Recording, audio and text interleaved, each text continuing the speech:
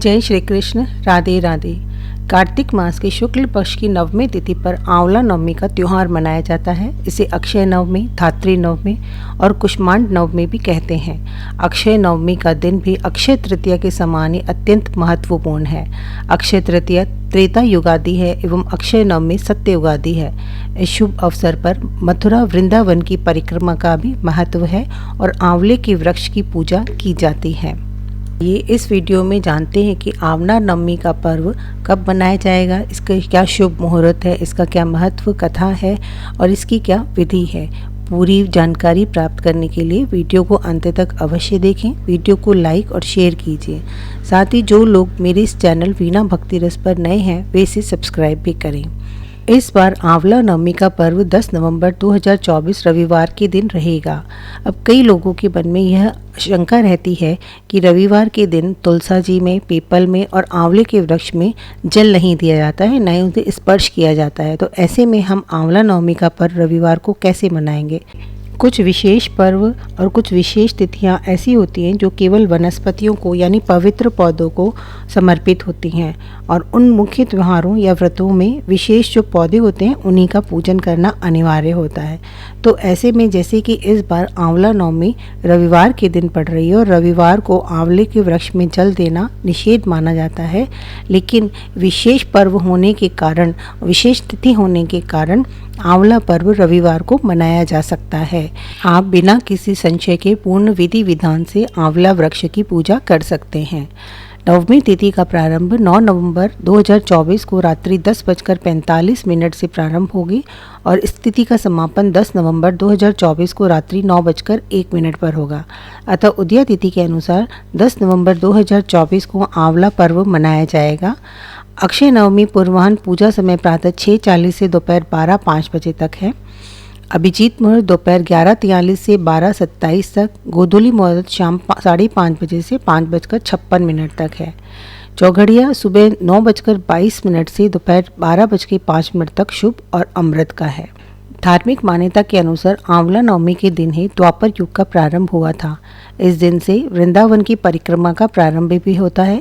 मान्यता है इस दिन किया गया कोई भी शुभ कार्य अक्षय फल देता है, अर्थात उसके शुभ फल में कभी कमी नहीं आती है। इस दिन आंवले के वृक्ष में भगवान श्री हरि विष्णु तथा भगवान शिव जी का वास होता है। इसलिए इस दिन प्रातः उठकर आंवले के वृक्ष के नीचे साफ सफाई करके कच्चे दूध, फूल, धूप, दीप से आंवले की पूजा करें।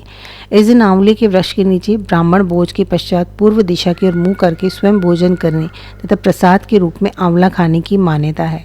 इस संबंध में यह भी मान्यता है कि यदि भोजन करते समय थाली में आंवले का पत्ता आ गिरे तो यह अत्यधिक शुभ माना जाता है।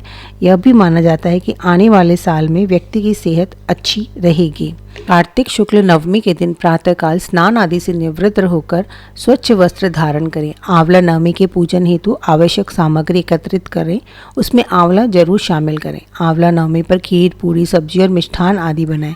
इसके बाद पूजा सामग्री और बने पकवान लेकर आंवले के वृक्ष के नीचे जाएं। आंवले के वृक्ष के नीचे पूर्व दिशा में बैठकर आंवले के पेड़ का पूजन करें। आंवले की जड़ में कच्चा दूध अर्पित करें। फिर आंवले के वृक्ष का पूजा करते समय हल्दी, कुमकुम, अक्षत, पुष्प, चंदन आदि चढ़ाएं। अब पेड़ के चारों ओर तने में पीला कच्चा सूत या मौली बांधकर 7 बार लपेटें। कपूर या शुद्ध घी से आरती करते हुए 7 बार आंवले की परिक्रमा करें। इस दिन पितरों का तर्पण भी करें और पितरों के निमित्त ऊनी वस्त्र या कंबल आदि का दान करें। आंवले के पेड़ के नीचे पूर्वाभिमुख होकर बैठकर ओम धात्रेय नमः मंत्र, ओम नमो भगवते वासुदेवाय मंत्र का 108 बार जाप करें। पूजा के बाद व्रत कथा पढ़ें। पूजा अर्चना के बाद बने हुए खाने के पकवानों से भगवान श्री विष्णु को भोग लगाएं। आंवला पूजन के बाद पेड़ की छांव में ब्राह्मण भोज कराएं। तत्पश्चात खुद भी परिवार सहित उसी वृक्ष के निकट बैठकर भोजन करें। पद्म और स्कंद पुराण में वर्णन है कि आंवले की उत्पत्ति ब्रह्मा जी के आंसुओं से हुई थी। एक कथा के अनुसार एक बार देवी लक्ष्मी पृथ्वी पर भ्रमण कर रही थी। उनकी इच्छा हुई कि कैसे भगवान विष्णु और शिव की एक साथ पूजा की जाए।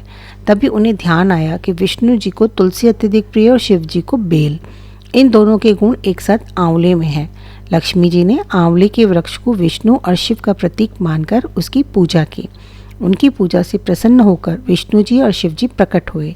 माता लक्ष्मी ने आंवले के पेड़ के नीचे उन्हें भोजन कराया और उसके बाद स्वयं भोजन को प्रसाद के रूप में ग्रहण किया। उस दिन से ही यह तिथि आंवला नवमी के नाम से जानी जाती है। ऐसी मान्यता है कि इस दिन आंवले के पेड़ की पूजा करने, आंवले से स्नान करने, आंवले को खाने और आंवले का दान करने से अक्षय पुण्य मिलता है। एक अन्य कथा के अनुसार इसी दिन आदि शंकराचार्य को एक निर्धन स्त्री से भिक्षा में सूखा आंवला दिया।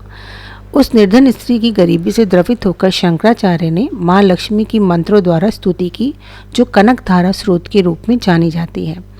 उस निर्धन स्त्री के भाग्य में धन न होते हुए भी शंकराचार्य जी की विनती पर माँ लक्ष्मी ने उसके घर स्वर्ण आंवलों की वर्षा करके उसकी दरिद्रता को दूर किया। इसी दिन भगवान विष्णु ने कुष्मांडा राक्षस का वध भी किया था।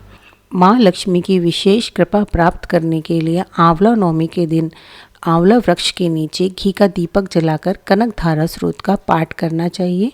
साथ ही ओम नमो भगवते वासुदेवाय नमः इस मंत्र का अधिक से अधिक जाप करना चाहिए। माँ लक्ष्मी आप सब पर अपनी कृपा बनाए रखें और आप सभी की मनोकामनाओं को पूर्ण करें।